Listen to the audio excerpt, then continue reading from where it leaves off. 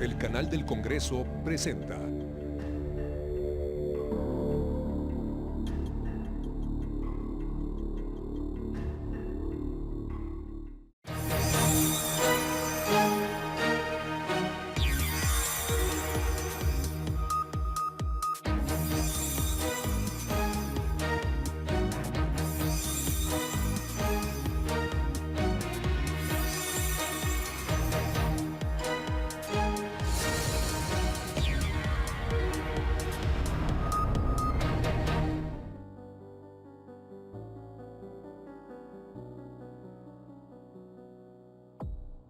En México conviven al menos 150 bandas del crimen organizado, según el último mapa criminal presentado por un grupo de especialistas del Centro de Investigación y Docencia Económicas AC, CIDE.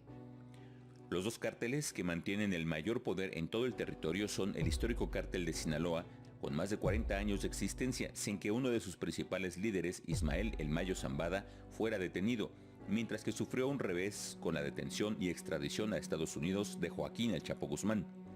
El cártel de Sinaloa se pelea los territorios en el norte y centro del país. El grupo cuenta con una expansión en 14 de los 32 estados de la República.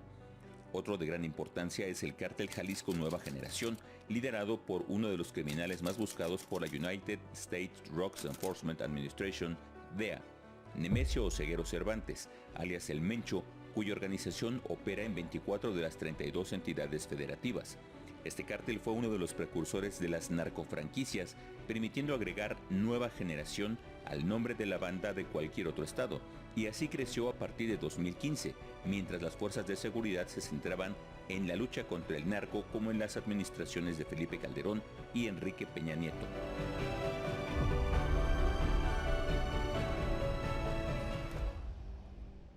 Bienvenido. Qué gusto. A la orden. Qué gusto tenerte con nosotros. Bienvenido, uno de los gracias. dos tocayos autores del libro que vamos a presentar hoy. Gracias por estar con nosotros. Gracias por la invitación. Y mientras nos acomodamos para esta muy interesante charla que tendremos, los invito a que conozcan la destacada trayectoria de nuestro invitado en esta ocasión.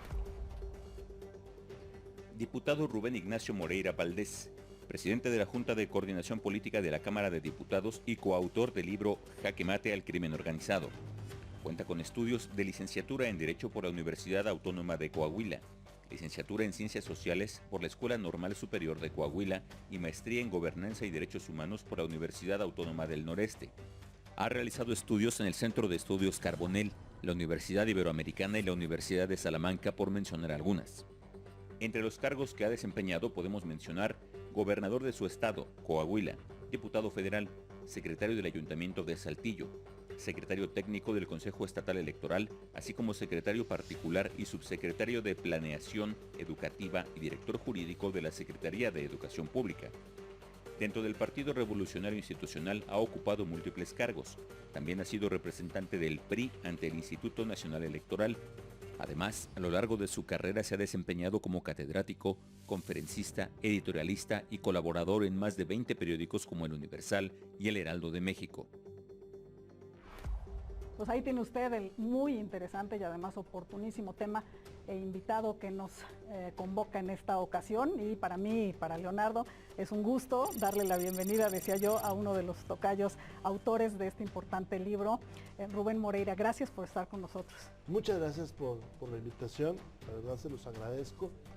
Y bueno, también en nombre de mi tocayo, pues también gracias. Juntos trabajamos la idea y luego trabajamos el texto. Y a ti te tocó ejecutarlo en primerísima persona. Claro. Hoy, usted lo sabe, Rubén Moreira es el presidente de la Junta de Coordinación Política de la Cámara de Diputados, pero hoy lo invitamos en su condición de autor, así es que con su permiso apearemos los tratamientos institucionales y lo llamamos Rubén, junto con Aguilar Valenzuela, escribió este libro, Jaque Mate al Crimen Organizado, que es una experiencia, Rubén, extraordinariamente útil, porque en este país a veces nos perdemos en el laberinto de que la inseguridad o tiene soluciones mágicas o no tiene arreglo. Pero tú demuestras con el ejercicio de gobierno y recopilando en este libro una serie de experiencias que sí hay arreglo, sí hay voluntad política, ganas de entrarle al toro por los cuernos. Y además en este país nos perdemos en esa mala discusión de nadie es responsable. Es decir, un alcalde dice, pues el responsable es el Estado, el gobernador luego dice, pues son crímenes de carácter federal y tampoco le entra, el Ejecutivo, y me refiero al actual, no llama a algo que es muy importante, que es la coordinación, es un buen ánimo para resolver este problema y otros. Y nosotros ponemos en el centro que son los gobernadores quienes pueden lograr la diferencia por el territorio que gobiernan, por su jerarquía, por la capacidad de fuerza que tienen, pero siempre a partir de coordinar esfuerzos con los municipios y con el poder federal. Y de verdad que es un ejercicio valioso, como decía Leonardo, y lo quiero yo resaltar, porque sí creo que tendemos en México a no tener o a no valorar mucho la memoria institucional. Y creo que esta documentación sirve, como lo mencionabas, incluso como un ejercicio de rendición de cuentas y de aprendizajes. Y ahora justo lo vamos a ver. El prólogo es de Jorge Castañeda y él habla de que hay pocos, digamos, ejemplos exitosos de la lucha contra el crimen organizado. Uno de esos es el caso de Coahuila, que gobernaste de 2011 a 2017. Te tocaron 2 administraciones federales digo, la verdad es que es muy interesante y muy completo.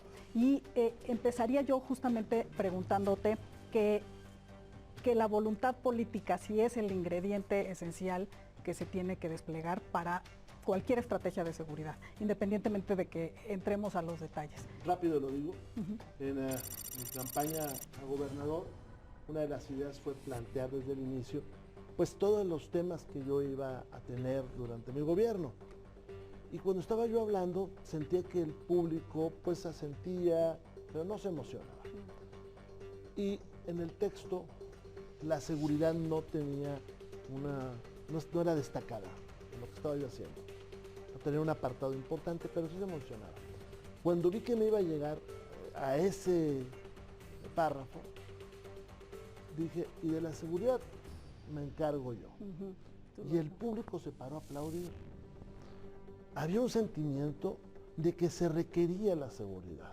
Oye, perdona, no estaba en el texto. No estaba en el texto. Pero obedecía esto a una percepción que tenías de los problemas que la gente en el Estado mencionaba como los más importantes, es decir, había un reclamo ahí. Ya había pasado, no sucedió en mi gobierno, ya había pasado los incidentes de Allende, que son terribles. Pero déjenme les digo algo, y creo que hoy está sucediendo un poco en el país. Empieza a haber una especie de conformidad, de pues, tratar de sobrellevar las cosas, pero está latente el problema. Entonces cuando lo mencioné, afloró. Tuvo ese efecto. Sí. También lo quiero decir rápido 2 cosas. La primera, aquellos consultores que yo tuve que son buenísimos, para mi campaña me dijeron no tomes el tema de seguridad. Tú vas a ganar sin ese tema. No lo afrontes porque nadie ha salido bien de esto. Porque es muy riesgoso. Y luego, y también el libro es por eso, yo entré alguna vez en alguna discusión con Rubén y con Jorge, porque ellos hicieron un libro donde dice que eso no tiene solución. Entonces la gente me decía no lo enfrentes. Unos días después de que tomé protesta, quedé en medio de una balacera, siendo yo gobernador, con mi familia. No estuve en riesgo porque la camioneta tenía blindaje. Pero eso era lo que vivía mi estado. El 1 de enero del 2012 fui al Congreso a la toma de protesta de los diputados y en mi legislación, en mi estado vaya, los gobernadores pueden hacer uso de la palabra. Es más, pueden ir al Congreso si lo desean hablar, un poquito como los americanos. Y planteé la necesidad de enfrentar el crimen. Y bueno, pasaron muchas cosas, unas buenas, otras malas, pero al final la historia es esta. Muy interesante. Y bueno, decías la coordinación con municipios, con federación. Me interesó mucho ver que también hace falta coordinarse con otros estados que tienen, digamos, particularidades y la vinculación con Estados Unidos, ¿no? Estos temas de cómo coordinar, pero empecemos por el principio, voluntad política, o sea, el gobernador dice, yo enfrento este tema. Y lo hago con una lógica multidimensional, yendo desde la prevención hasta la eficacia de los cuerpos policíacos. Pero ¿cómo te empiezas a dotar? Cuéntanos de una estructura en la que pudieses confiar. porque parte del problema que tiene nuestro país es que las estructuras están tocadas o por grupos de interés o por grupos políticos de la administración anterior, que en tu caso tiene elementos francamente tóxicos, ya hablaremos de eso, pero ¿cómo te dotas de un grupo de personas que digan, a ver, yo voluntad de enfrentar tengo el problema, pero tengo estructura, tengo brazos para enfrentarlos? ¿Cómo se empezó a desarrollar esto, Rubén? Bueno, en algún momento uno tiene que reflexionar y decir, pues esto que está haciéndose no tiene buenos resultados y si lo seguimos haciendo vamos a ir a dar igual, ¿no? Esos eventos donde entregas patrullas y donde entregas uniformes, donde haces declaraciones o donde haces omisiones, que ahora es muy común, pues esto nos va a llevar a un mal lugar, ¿no? O cuando alguien dice, no, pues es que con la generación de empleo es suficiente, pues no es cierto, hay sociedades con mucho empleo y muy violentas, ¿no? Bueno, ves que con la cultura, pues hay sociedades con Toda la zona fronteriza es el ejemplo, ¿no? desbordadas de cultura y pues no pasa eso. Entonces llegamos a la conclusión de que era pues multidimensional y que había que ir apretando tuercas y que también que se tenían que tomar decisiones y riesgos. Por ejemplo, Monclova. Un día le hablé al señor alcalde de Monclova y le dije, oye Melchor, ¿qué estás haciendo? Nada, pues voy para allá. Llegamos, concéntranos la policía, pusimos unos camiones, todos se van a prepararse físicamente, pero también a hacer las pruebas de control de confianza. Y había quien me decía que las pruebas de control de confianza no sirven, o sí sirven. Bueno, yo les digo que había muchos policías que temblaban al entrar a las pruebas de control de confianza. Hubo muchos que declaraban, o sea, si el centro está certificado, pues declaran, el polígrafo los hace declarar, a veces hasta por miedo. Entonces limpiamos las policías, ahí nos ayudaba el ejército a las labores de seguridad, por ejemplo. O también tomé una decisión que me costó a lo mejor electoralmente, cuando dije, ¿saben? El alcohol lo está vendiendo la delincuencia organizada. Tú hacías una fiesta en Acuña, Coahuila, y te caía un delincuente y decía, oiga, no nos compró a nosotros el alcohol. Porque el mesero o el que rentó las sillas o el que llevó el sonido les avisaba. Entonces la gente empezó a irse a Estados Unidos a hacer sus fiestas. ¿Saben qué? Vamos a poner orden en el alcohol. Para empezar, nadie puede después de las 2 de la mañana vender. Tiene que descansar la población. Pero además porque la delincuencia organizada abría las 24 horas. Entonces tienes que tomar decisiones que a veces no le gustan a la gente, pero las tienes que hacer. Y ahí te sirve una alianza con la sociedad. Y una alianza otra con la importante, sociedad. ¿sí? Pero el grupo así de los intocables con el que arrancaste, ¿cómo lo seleccionaste? ¿Cómo lo formaste? Para ir a reuniones de coordinación, pues además de que el gobernador vaya, hace falta que tenga gente de confianza, ¿no? Que diga, oye, los que van ahí no se van a, digamos, arreglar con los que están en ese mismo grupo. Ese tema de seleccionar un grupo para arrancar, ¿cómo lo resolviste? Para empezar, tuve muy buenos secretarios de gobierno. El primero, hoy es gobernador, Miguel Ángel Riquelme. Un hombre íntegro, un hombre valiente, un hombre prudente, también eso hay que decirlo, que hicimos muy buen equipo.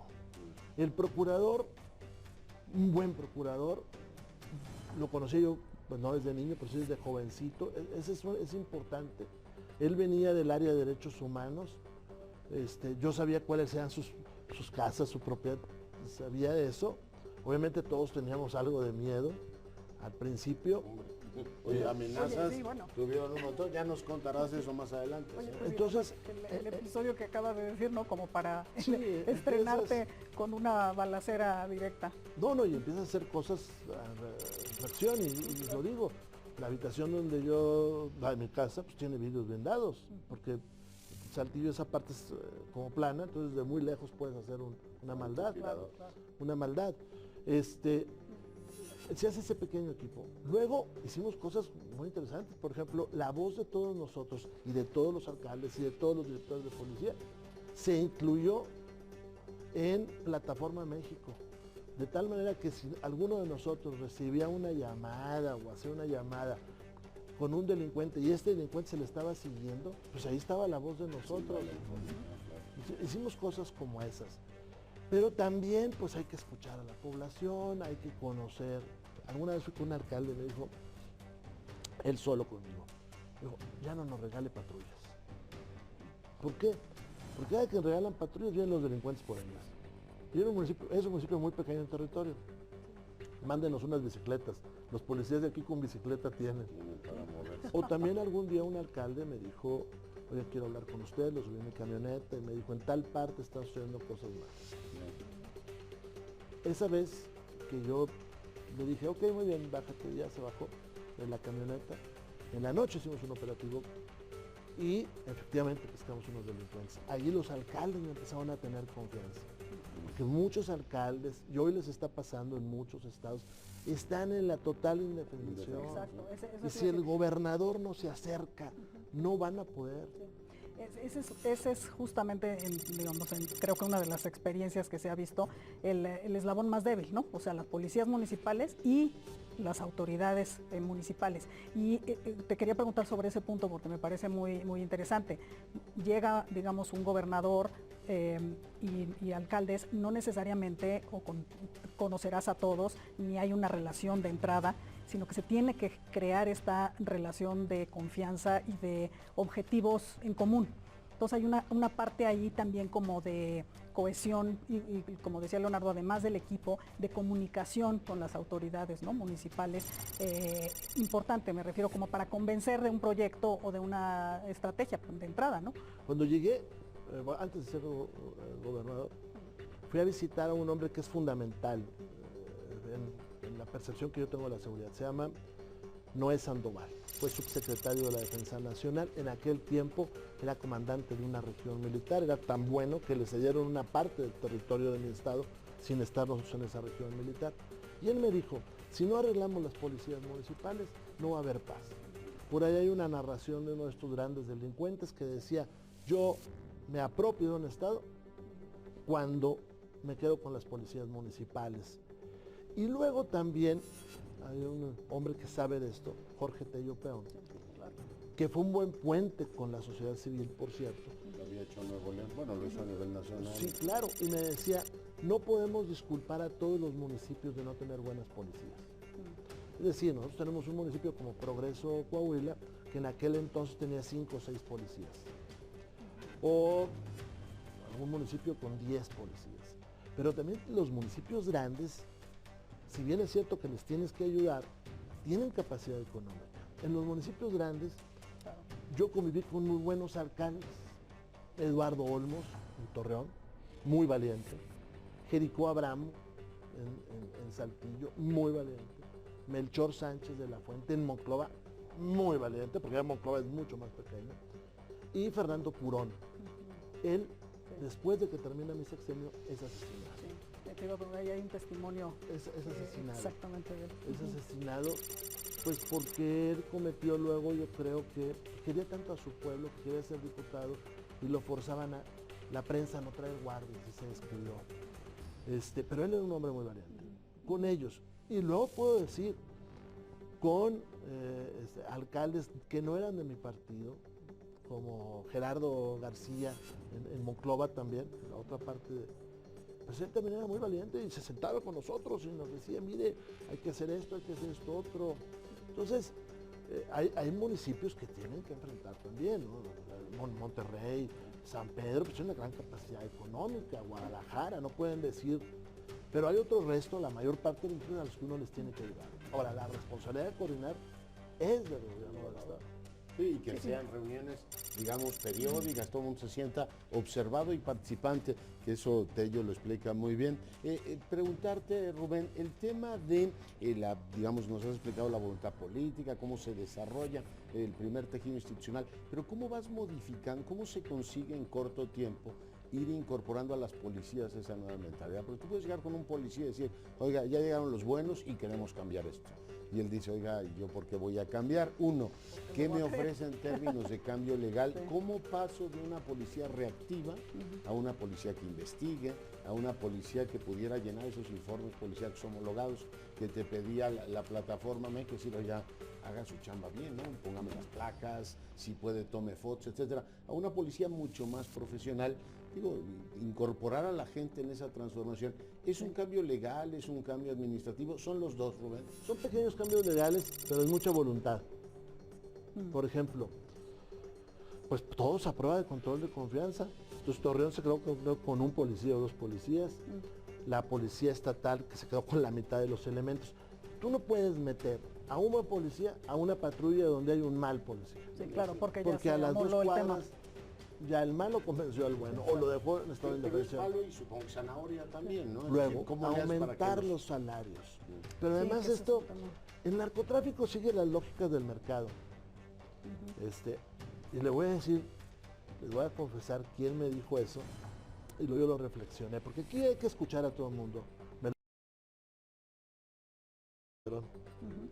En alguna reunión, Felipe Calderón era un hombre que le daba mucho seguimiento a las cosas. Sí, sí. Y yo voy a ser un experto en eso, pero yo no comparto un lado de su ataque al crimen.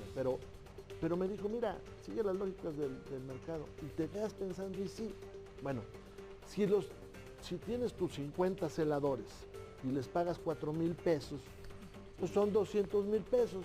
Pues un delincuente con 200,000 pesos le dobla el salario a los celadores. Pero si tú lo subes a 17,000 pesos, les das seguro de vida, les das Infonavit, pues El riesgo de perder eso los hace... sí, no, y reflexionar. encareces. Entonces tienes que pegarle también a ese lado. O sea, ahí descubres tú en algún lugar que una buena parte del financiamiento del crimen organizado sale de otro tipo de actividades, las maquinitas, porque- el alcohol. Sí, porque Los unos llevan a casinos, otros, incluso dices, ¿no? los Pues claro que casinos. quieren acaparar todo y además un delito pues lleva a otro, ¿no? Y al control de, pues incluso lo decías, ¿no? El control no solo ya nada más de las drogas, sino también de expendio de alcohol y de Sí, sí. todo esto, ¿no? Entonces las maquinitas de Bueno, pero tragamonedas. ¿no? además el crimen instala, el narcotráfico, instala se instala en algún lugar, instala una estructura y entonces busca un rendimiento mayor. De tal manera que si tiene una persona vendiendo droga en una esquina, pues al rato sabe a qué horas entras tú a tu casa, sabe si usted tiene carro, Claro. sabe quién es el raterito del barrio. Entonces, para empezar, lo agarra para que robe para él y secuestra al señor, porque ya lo está haciendo, Claro. ya está instalado. Trata de ser hegemónico. Ese es el problema del crimen. Por eso, balazos, abrazos y no balazos, pues es muy extremo para hablar de balazos, pero abrazos y no balazos no funciona. Les falta el músculo del Estado, ¿no? ¿Por qué? Porque vamos a suponer que tuviera éxito, tuviera menos homicidios, se va a trasladar a otros crímenes. Sí, por supuesto.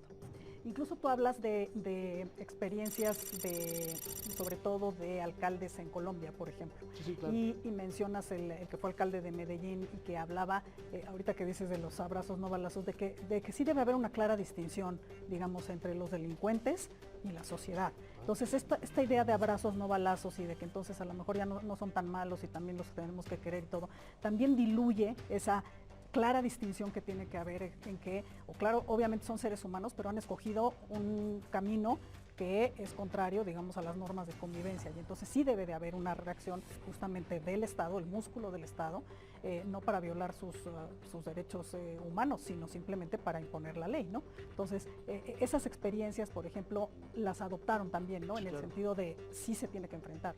Sí, también, y además, en otras ocasiones hicimos a un lado experiencias que no funcionaban. Exacto. Entonces también, el libro nos plantea 15 Sí, la estrategia soluciones, multidimensional y 15 respuestas, unas que son muy propias de nosotros por el fenómeno de, por ejemplo, de las personas desaparecidas. Pero son 15 respuestas que hay ahí.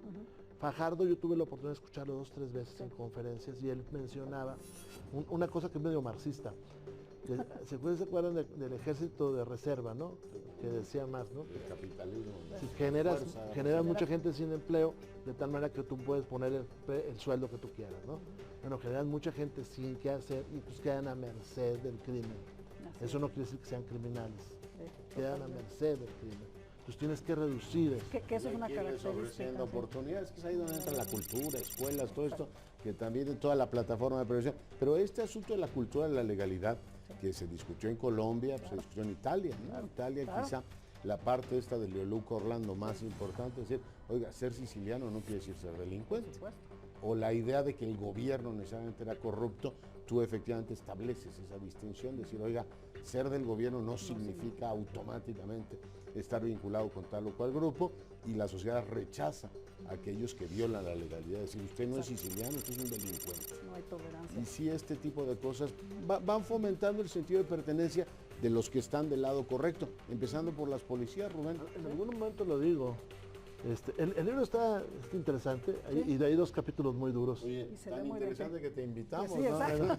Hay 2 capítulos muy duros, que es el 7 y el 8. El 7 donde hago una autocrítica, Sí, y el 8 donde decimos historias que contar. Sí. Allende, la fuga del penal de Piedras Negras, Los el calcinados tema de también. Jorge Eduardo Moreira. Sí. Y bueno, yo me quedo, porque vamos a ir a una breve pausa, con una de las cosas que aprendí.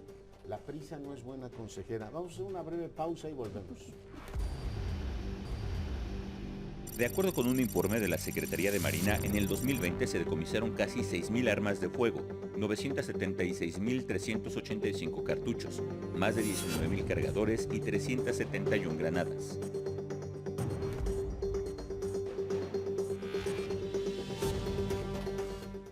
Hace unos días, el presidente puso al mismo nivel a delincuentes y ciudadanos. En su declaración más reciente, aseguró que así como su gobierno protege a los elementos de las Fuerzas Armadas, también lo hace con los miembros de las bandas, porque son seres humanos. Señaló que en México se vive una política distinta, donde a la delincuencia se le cuida. Escuche usted. También cuidamos a los integrantes de las bandas, son seres humanos. Morena es lo peor que le ha pasado a México. PRI.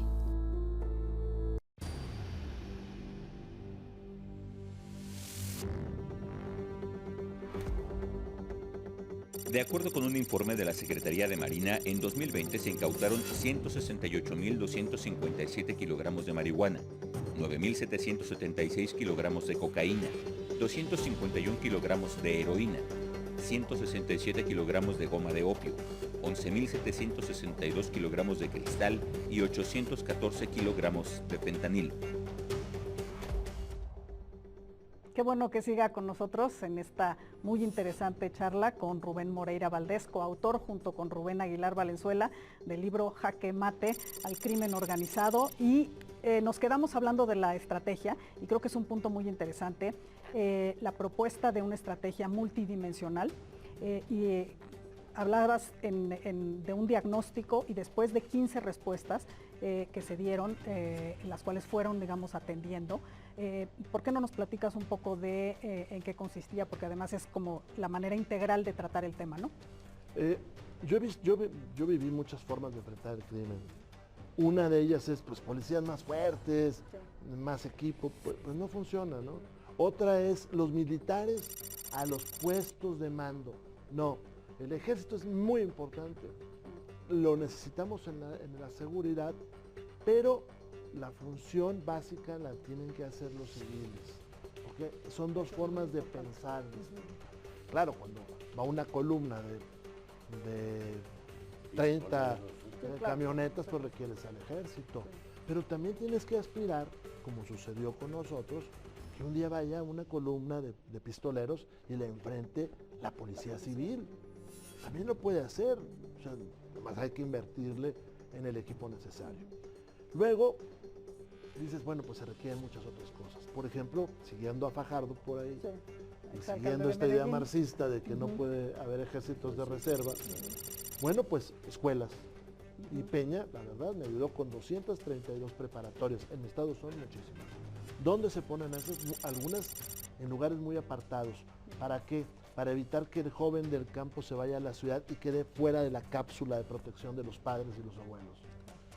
8 universidades, que para nosotros son muchas, que ahorita no se construyen, de ese tamaño no se construye en ninguna parte del país, bilingües, en fin. ¿Para qué? Para que el muchacho tenga una aspiración. Yo me encontré en algunas partes del mundo jóvenes de nuestras universidades en sus prácticas, en Stuttgart, por ejemplo, alguna vez, que tengan esa aspiración. O si no, la aspiración, pues es ser delincuente. Miren, y hago un paréntesis, algún día en una escuela, ¿usted qué quiere ser? No, pues yo quiero ser sicario, decían los niños.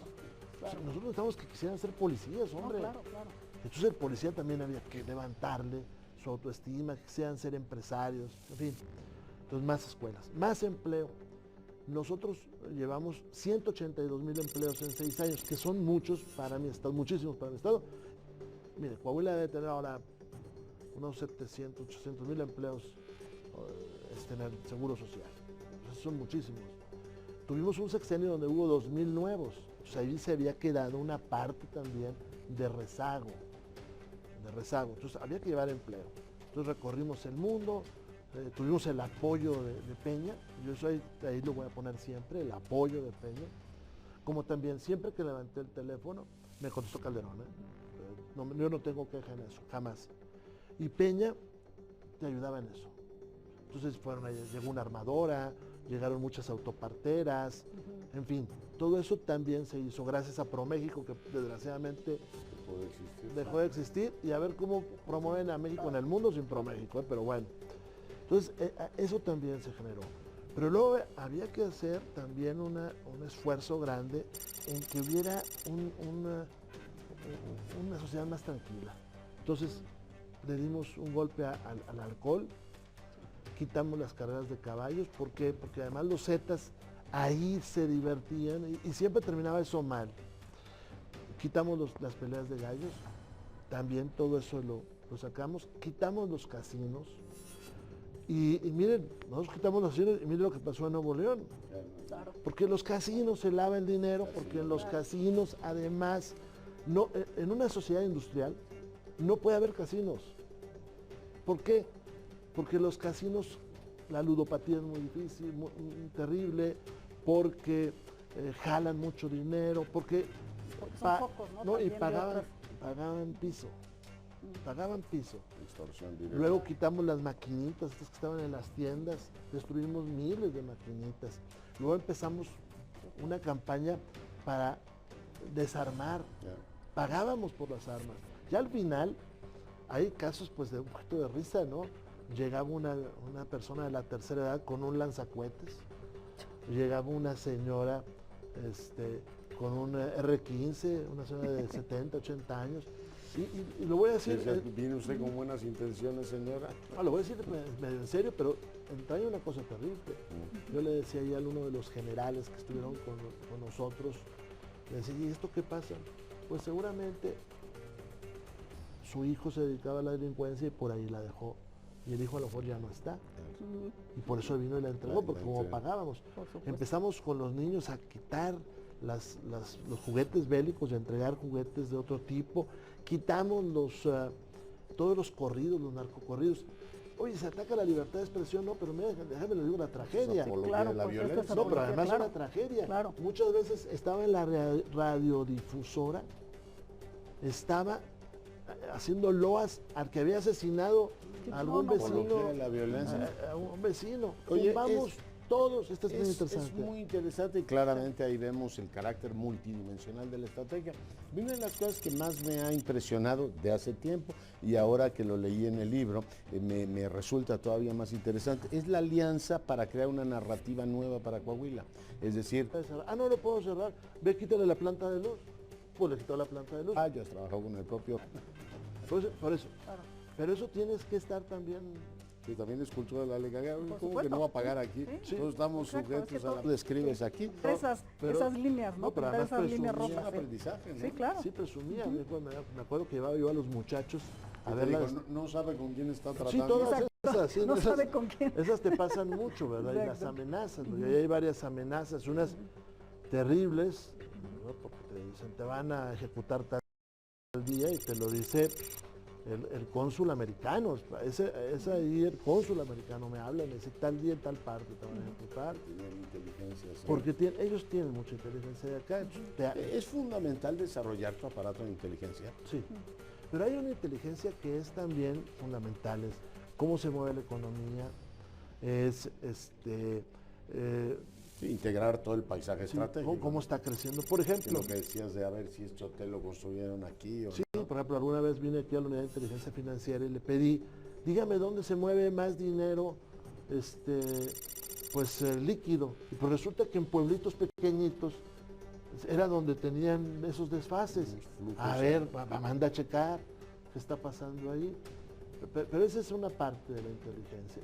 Y ahí por eso la Policía Civil es fundamental, porque la Policía Civil tiene esa preparación de andar investigando, de andar La indagando. inteligencia Sí, no claro. es solo intervención de comunicaciones, es Claramente.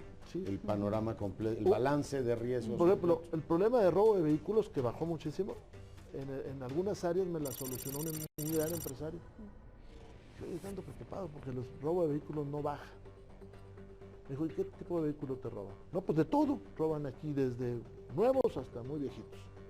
Ya puse retenes, ya puse que en el Face, ya puse todo, cama. Dijo, no están saliendo de la ciudad. Dijo, los trozan, los mandan a las chatarreras y terminan en alguna acerera. Bueno, pues le pegamos a las chatarreras y se acabó. Y a los famosos yonques Sí, a los... y se acabó. Ver toda la cadena. Y se acabó el robo de vehículos. Siempre habrá alguien que robe un vehículo, pero entonces ya no se roban una Forcita 57 desvencijada. Oye, pero te tocaba, digo, aquí se narra el abatimiento de Lasca y buena parte de lo que fueron los Zetas. O sea, tenían pequeña delincuencia y la aristocracia, si tal cosa se le puede llamar a los criminales, la La aristocracia criminal, la élite. Sí, ahí hubo que combatir a Lasca, hubo que combatir a los hermanos Treviño. El Lasca cae abatido días después de la muerte de mi sobrino y los hermanos Treviño caen después, uno primero y otro después, son capturados por la Marina y bueno, son capturados uno en la brecha que va de Piedras Negras a Nuevo Laredo y otro en Nuevo León, otro en Nuevo León. Eran personajes como Scarface, ¿no? El de Al Pacino, personajes alterados y extremadamente violentos. Oye, nos queda poco tiempo y el tema de las prisiones, recordamos también el asunto de Piedras Negras. ¿Cómo tiene soluciones? ¿Sigue siendo un problema serio? Es uno de los... Ocurrió en Coahuila, pero en todo el país seguimos teniendo autogobierno de las prisiones y un grave problema para que el Estado haga valer sus reales. Y las mismas. también... Oye, déjame nada más apuntar porque viene un testimonio que hay muchos en el libro de testimonios incluso de criminales después, ¿no? De confesiones que para tomar una plaza lo que se necesita también es controlar a la policía y controlar los cerezos. Entonces esta parte de las prisiones, exacto, se tiene solución. Necesitamos saber eso. Sí, A ver, lo primero que tienes que subirles es el sueldo. ok. Lo segundo que tienes que hacer es tener buenos directores. El banco de audios, ¿no? De todos los... Tienes que bloquear toda la entrada de información por teléfonos y todo esto. Y eso sí se puede, ¿verdad? Sí, y algo que me ayudó mucho, tengo que decirlo, Osorio, que es llevarse los reos federales muy peligrosos a prisiones federales. Fuera. El régimen carcelario sí influye, ¿no? Entonces hay que llevarlo. En Piedra Negra pasaron cosas terribles, vienen en el libro, pero al final, en el 2017, en Piedras Negras fue un reportero nacional, entró y dijo, esto es otra cosa. Costó mucho trabajo, sí se puede hacer. También creo, hago un paréntesis, hay que bajar algunas de las penas. Este país Hay tuvo, demasiada gente en prisión, ¿verdad? no, y tuvo un populismo penal donde vas tú a una cárcel, te encuentras una muchacha de 19 años, no, tengo 90 años de prisión. Bueno, ¿Tuvo o tiene todavía? Pues sí, sigue tiene. Sí, sí. Entonces, yo bajé penas, es un estado con penas un poquito más bajas, Eso también es que interesante. porque también, pues, si no la esperanza ahí se pierde y entonces también se vuelven violentos. Los cerezos se convertían en hoteles de los grandes delincuentes, ahí se iban a dormir, se convertían en centros de reclutas. Por eso pasa, en muchos lugares, es que no encuentran a tal delincuente, vayan al cerezo, seguramente está ahí. No, tenían industrias incluso, ¿no? Claro, Adentro. Sí, claro, sí, claro. Y asesinaban gente. Claro, ahí está. Pues le agradecemos mucho al presidente de la Junta de Coordinación Política En su que nos carácter haya de autor. permitido apear el tratamiento institucional y hoy entrevistarlo como autor de este interesantísimo libro. Muchas Señor gracias. presidente, muchas gracias. Gracias, señor presidente, son así de nuevo. Presidente de la Junta De de, la Coordinación Junta. Política. Rubén, muchísimas Está gracias. mejor, Muchas gracias. Gracias. Gracias Rubén. Sí, la verdad Gracias. que muy recomendable la lectura del libro y desafortunadamente por hoy se nos ha acabado el tema, pero los invitamos a que la próxima semana nos acompañe en una emisión más de Incursionando. Aquí nos vemos.